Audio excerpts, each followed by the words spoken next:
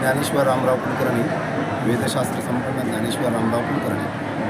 मी पौरोहित्य करत असतो छत्रपती संभाजीनगरमध्ये. मी राहायला कांचनवाडी इटखेडा या ठिकाणी आहे. आज मुलाखत द्यायचं विशेष कारण की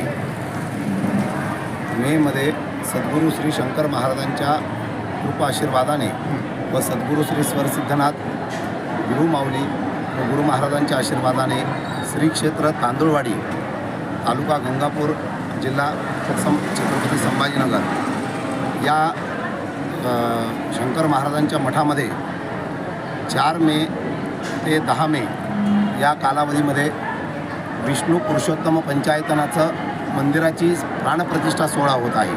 हे जे मंदिर आहे हे भारतातील एकमेव मंदिर आहे.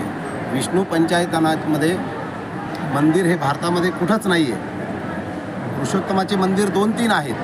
एक तामिळनाडूमध्ये आहे, एक गुजरातमध्ये उल्लेख आहे पाताळशीचा, आणि आपल्या इथं माजलगाव तालुक्यामध्ये पुरुषोत्तमपुरी म्हणून एक गाव आहे, तिथं पुरुषोत्तमाचं मंदिर आहे. पण पुरुषोत्तम पंचायतनाचं मंदिर भारतामध्ये कुठंच नाही आहे. ते मंदिर श्री क्षेत्र तांदुळवाडी या शंकर महाराजांच्या मठामध्ये स्थापन होणार आहे. तर त्या दृष्टीने किंवा त्या आयोजनाने माझी सर्व भक्तांना विनंती आहे की 4 मे ते 10 मेच्या दरम्यान जास्तीत जास्त भाविकांनी त्या ठिकाणी यावं, महाराजांचं दर्शनाचा लाभ घ्यावा. तसेच ज्यांना शक्य असेल, हा 7 दिवसाचा यज्ञ सोहळा आहे. या यज्ञ सोहळ्याला ज्यांना बसण्याची इच्छा असेल त्यांनी आमच्याशी संपर्क करावा.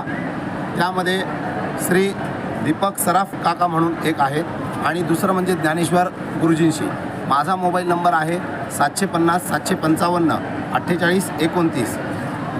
तसेच महाराजांचा मठ जो आहे धनकवडी, सध्या सातारा परिसर आपलं रेणुका माता मंदिराच्या कमानीच्या आतमध्ये धनकवडी म्हणून महाराजांचं सध्या तिथं निवासस्थान आहे. तिथंही तुम्ही नाव नोंदणी करू शकता. तांदळवाडीचं वेगळंपण काय आहे, तुम्हाला तिथं का स्थापन करावं? महाराजांना आज्ञा झालेली होती. ज्यावेळेस पहिला शंकर महाराजांचा मठ निर्मितीचं जे काम हाती आलं त्यावेळेस महाराजांनी एक 3 ते 4 ठिकाणी जागा बघितली होती. परंतु शंकर महाराजांची गुरु महाराजांना आज्ञा झाली, स्वरसिद्धनाथ गुरु महाराजांना, किंवा याच ठिकाणी आपल्याला मंदिर स्थापन करायचं आहे. आणि योगायोगाने तिथं फक्त पहिले शंकर महाराजांचं, स्वामी समर्थाचं आणि दत्तात्रयांचं मंदिर होणार होतं. परंतु मागच्या अधिक महिन्यामध्ये महाराजांनाही आज्ञा झाली शंकर महाराजांची की पुरुषोत्तमाचं इथं आपल्याला स्थापना करायची, पुरुषोत्तम पंचायतनाची. आणि त्या दृष्टीनेच आता सध्या काम मंदिराचं प्रगतीपथावर चालू आहे. मंदिराचं बांधकाम जे आहे हे पूर्ण दगडाचं आहे. जे करून महाराष्ट्रामध्ये आताच्या याच्यामध्ये जर पाषाणाचं जर मंदिर असेल ते 2रं किंवा 3रं मंदिर आहे. एवढं भव्य दिव्य 2 ते 3 मजली हे मंदिर आहे. आणि या मंदिराचा जीर्णोद्धार हे जे कार्य चालू आहे हे शंकर महाराजांचे जे हे आहेत गादीवर बसलेले सद्गुरू श्री स्वरसिद्धनाथ गुरु माऊली यांच्या आशीर्वादानेच हे काम चालू आहे. तर या यज्ञाला ज्यांना कोणा भाविक भक्तांना बसण्याची इच्छा असेल तर त्यांनी अवश्य यज्ञामध्ये सहभाग घ्यावा. कारण की फार पुरुषोत्तम जे आहे, विष्णू हा लवकर म्हणजे प्रसन्न होत नाही. एखादे जर प्रसन्न झाला तर विष्णूसारखी कृपादृष्टी कुणाची नसते.